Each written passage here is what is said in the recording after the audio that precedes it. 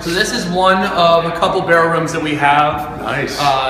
This barrel room in particular actually sees my morning sun. So I've been able, because we are in this industrial park, to be able to get barrel rooms situated in different parts of. So this is the one that gets. So we'll get, this one is my morning sun. The one is my afternoon sun. So what's nice about this one is that it allows me to do a little bit more slower, more gradual maturation.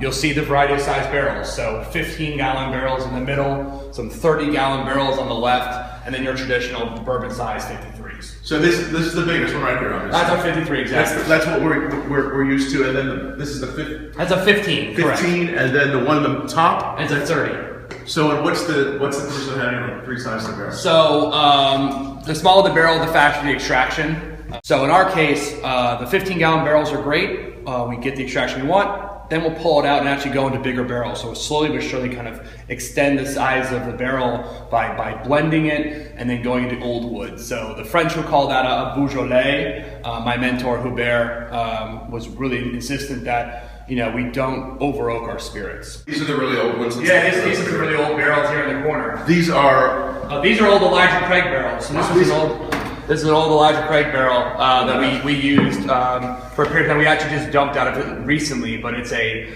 nice. I mean, this is a 15-year-old barrel, 20-year-old barrel, and the good part is that these barrels will stay with me the rest of my life. So, I mean, Hubert has some barrels that he's used that are almost 100 years old. They've been in his family on the cognac side, the brandy side for years. So again, these barrels, once you've gone from the young wood to the old wood, it teaches whiskey how to become whiskey. The premise is called élevage. You're elevating whiskey from basically its youth all the way through its adulthood and into its retirement. Wheat is just too delicate to go into a new char American oak barrel. It tastes like a wheated bourbon, like you have in your hand. Right. So to combat that, you actually want to use a slower maturation. So what I did in our case, we use our old rye barrels as a kind of a cocoon to protect the wheat whiskey while it slowly maturates. So with the Second Chance wheat, which is a really unique product than anyone else is doing, right? No, I mean it's not something. It's called Second Chance because we reuse our rye barrels a second time. So everybody deserves a second chance. Okay, so when you take a rye barrel that you've had, so this is the Second Chance wheat. You fully aged the rye, you dump that, and then you have a used rye barrel. Exactly. And then you put a new wheat distilling. Exactly. In it. Yes. It's kind of become the bartender's choice. We found a lot of people really digging it. It's just because it's different. And I've actually been able to convert a lot of Scotch drinkers. Because a lot of Scotch drinkers are used to not having the new tannin. So they're used to that kind of softer, more subtler age. A lot of people say, I mean, you can see outside it's foggy. We get that. We're 15 miles from the coast, so we'll get that fog in the morning. So our wheat whiskeys are a little bit more susceptible to that. How does that? Well, so what will end up happening is that when you taste it, you'll have a taste a little bit more of a saltiness and a brininess, and that's the only thing I can attribute it to is the fact that we have this beautiful fog that comes in every single morning, burns off by midday, and so that's our Sonoma terroir. We use Lake Sonoma water for our base, but then we use Cobb Mountain spring water to bring it down. So Cobb Mountain is north of us here. It's in Lake County. I used to go there as a kid, and you drive by and you see peddlers on the side of the road selling this magical water. So I got a local guy who drives up there, brings me back 5-gallon jugs at a time, and that's what we use to bring it down from barrel strength to bottle strength. So another kind of local source. That's the water you were drinking earlier. So it's that soft, really approachable. We have it sitting in our taps here. When you come on a tour, we'll feed you the water. I'm going to pull off. This is a new test product. I'm going to have you try this one.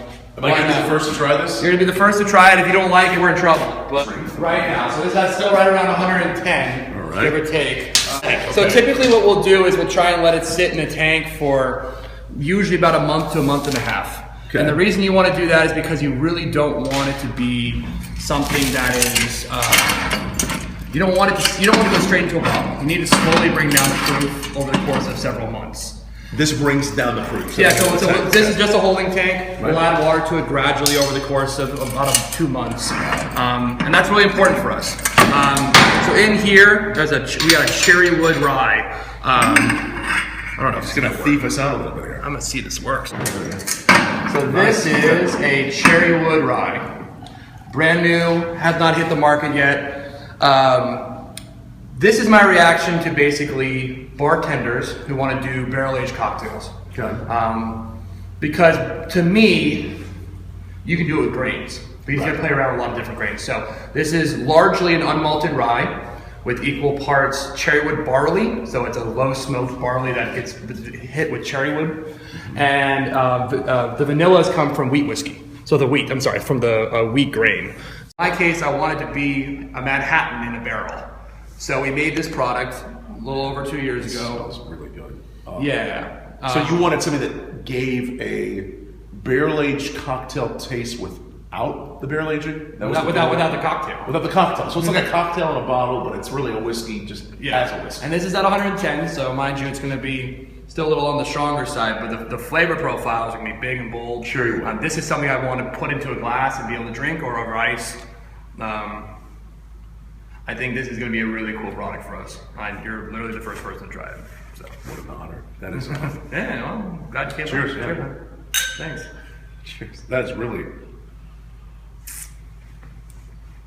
beautiful. I mean, you get the cherry wood, you get the vanillas and the wheat. Or those elements of like spice and well, especially when you bring down the proofs too, it's going to become a lot more flat, a lot more kind of sugary. The maraschino from the cherry wood is going to come through on that. So the grains have been low smoked. Low smoked. Over cherry wood. So same thing you would do if you're low smoking in a barbecue. You're not trying to actually cook it with that. You're just trying to flavor it. Wow. That has some real depth to it. I mean, that is. What proof do you think you're going to take it to? Probably in the mid 90s. I always like to go strong. I'd rather the drinker at the end of the day add the water, put it on ice. You know, once it's out of our hands, we really can't control it. But the ones we think we can control is the most concentration of flavors. And the more concentration of flavors is always going to be at higher and higher proofs. Everything we do for the most part is a dry profile because I want to have everything be paired with food. Again, kind of where we're sitting, where we situate ourselves, is that you can pair wine with food, but you can also pair whiskey with food. And my biggest question has always been, if you're going to a really nice steakhouse, you're going to a really nice restaurant, why would you pair with bad whiskey? This makes no sense to me. Like, why would you take a glass of whiskey from the well, right, get something good to pair with the quality of the meat? Because you're buying a $50 steak, you might as well buy a $20 glass of whiskey. This is a California approach. I mean, you know wine, you know cheese, you know good cuisine. You're really taking the California approach with what Sonoma, this region, is known for, and you are applying it to everything. We're trying to be ahead of the wave here. I mean, there's a lot of new distilleries opening up. We were the 15th distillery in California post-prohibition. Now there's about 50 of them. So since we founded in 2010, the landscape has changed dramatically. But no one is still focusing on whiskey here. And by next year, with our inventories, the ones behind me, the ones that are in the rooms, we're going to be a bourbon house, which is great because bourbon allows me to play a lot of secondary and tertiary grains that some of my other whiskeys won't. Still going to do the rye and the wheat, but you can do a lot. Always, yeah. The goal is. I mean, we're not huge. We're doing 6,000 cases next year. This year we'll do maybe 4,000. 24,000 bottles this year. It seems like a lot to me because we're hand waxing every single one of them in terms of the packaging. But otherwise, yeah. I mean, it's crazy.